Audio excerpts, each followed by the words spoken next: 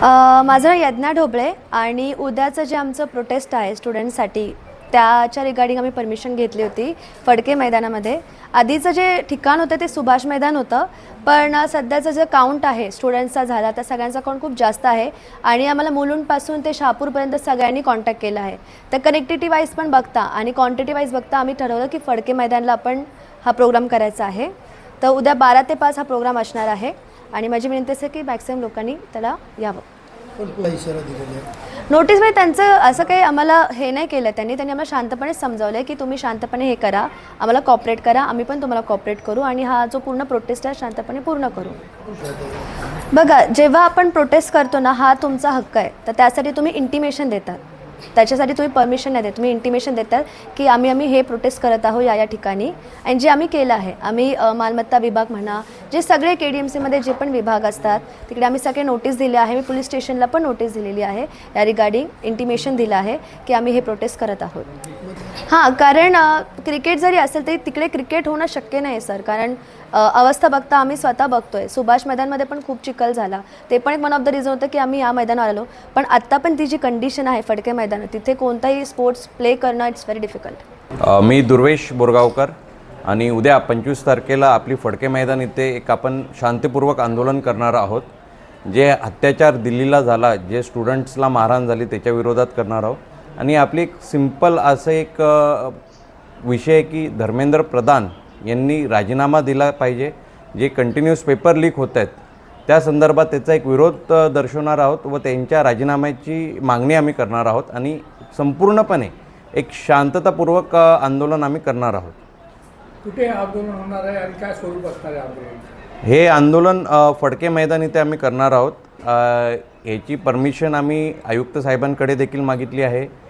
DCP कार्यालयात जाऊन देखील आम्ही आमचे परमिशन सबमिट केले आहेत. बाजारपेठ वरिष्ठ जे पोलीस ऑफिसर्स आहेत त्यांना देखील आम्ही आमचं पत्र पाठवलेलं आहे आणि सगळ्यांकडून एक पॉझिटिव्ह रिस्पॉन्स भेटतो आहे. आत्तापर्यंत कुठूनही असं निगेटिव्ह काही आम्हाला रिप्लाय आले नाही आहेत आणि एक त्यांच्या साईडून एक पॉझिटिव्ह रिस्पॉन्स भेटत आहे आम्हाला. पण आता चर्चा सुरू आहे. बघा, आता आम्ही मैदानावर जाऊन आलो, तिथे तर आम्हाला चिखल दिसतो आहे. तो चिखल बघून कुठलाही एक सामान्य जो आयोजक असतो ते चिखलामध्ये क्रिकेट भरवू शकत नाही. पण आता हा का भरवला जातो आहे हे आता आम्ही नाही सांगू शकत, बरोबर की नाही. आणि माहिती नाही त्यांना कशी काय परमिशन भेटली आणि आम्ही त्या विषयावर जास्त बोलायला इच्छुकही नाही आहोत. आमचं जे एम आहे एक शांततापूर्वक आंदोलन करायचं, तेच शेवटपर्यंत राहणार आहे. आंदोलन करणार काय नेमकं करणार? 100% आंदोलन करणार. आम्ही आंदोलन करायला जाणार आहोत आणि मग तिथे क्रिकेट खेळू द्या, हॉकी खेळू द्या किंवा इतर कुठलाही गेम खेळू द्या, मैदान आहे ते त्यांचं काम करतील, त्यांनाही आमचे शुभेच्छा आहे आणि आम्ही आमचं आंदोलन करणार. त्याच्यातही त्यांचा आम्हाला सपोर्ट असला पाहिजे हीच एक अपेक्षा, बाकी काय. काय माहिती मिळाली का आपल्याला? आम्ही ॲक्च्युली जो प्रोटेस्ट करत आहोत एक स्टुडंट म्हणून करत आहोत आणि ह्या स्टुडंटच्या प्रोटेस्टमध्ये आम्ही असं स्ट्रिक्टली ठरवलं आहे की कुठल्याही राजकीय प्रश्नाला किंवा कुठल्याही राजकीय अँगलपासून आपण स्वतःला दूर ठेवायचं व आपला जो उद्देश आहे त्याच्यावरती फोकस करून आपल्या ज्या मागण्या आहेत त्या एवढ्याच मांडायच्या बस. जो आता आमचा एक स्टुडंटचं तर पहिलाच आंदोलन आहे.